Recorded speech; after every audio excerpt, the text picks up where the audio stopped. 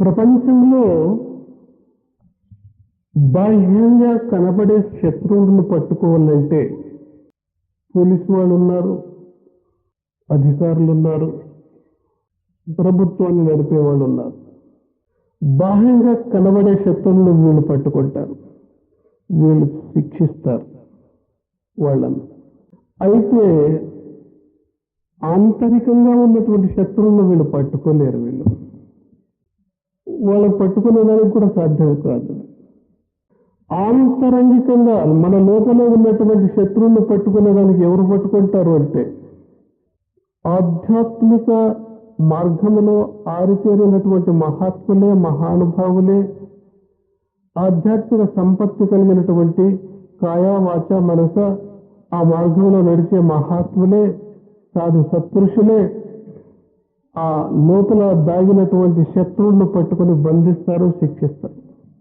అయితే నేటి కాలంలో బయటి శత్రువులు, లోపలి శత్రువులు విచ్చలవిడిగా విహారం చేస్తున్నారు, వీర విహారం చేస్తున్నారు.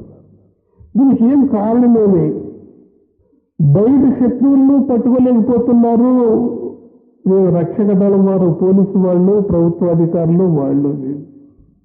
లోపల ఉన్నటువంటి శత్రువులను పట్టుకోలేకపోతున్నారు ఈ ఆధ్యాత్మిక సంబంధమైనటువంటి ఈ గురువులు.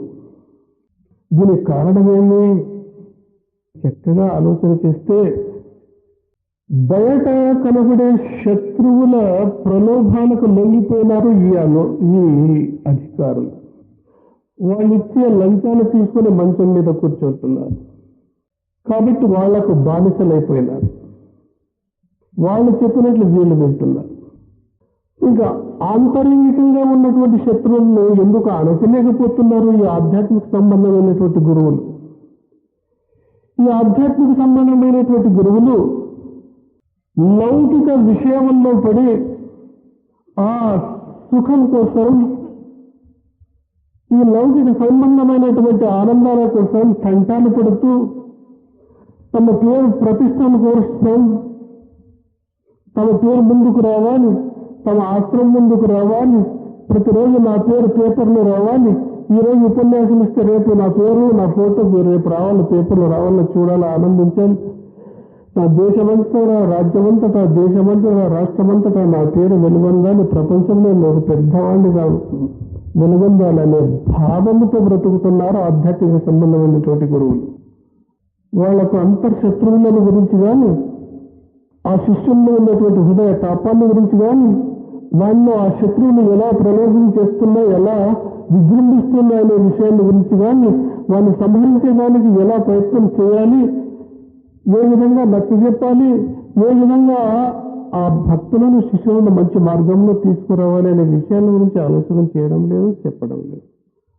వీళ్ళు సరిగుంటే వాళ్ళు ఆటోమేటిక్గా సరిపోతారు, ఇప్పుడు రేపంటే రేపైనా సరిపోతారు. వీళ్ళే సరిలేదంటే వాళ్ళు సరిపోతారు. కాబట్టి బహిర్రాజ్యంలో, బహిర్లోకంలో ఈ పెద్దలు సరిలేదు, అంతర్లోకానికి సంబంధించినటువంటి ఆ పెద్దలు సరిగలేదు. కాబట్టి దేశం బాగుపడేది ఎప్పుడు? కాబట్టి ప్రతిదినము ఈ అల్లర్లు, ఈ దొంగతనాలు, ఈ లెక్కలేనటువంటి క్రూర కృత్యములు మనం చూస్తున్నాం కదా, ఇది పరిణామాలు. అందువల్ల ఈ పెద్దల లోపం వలన దేశం పాడైపోతా ఉంది.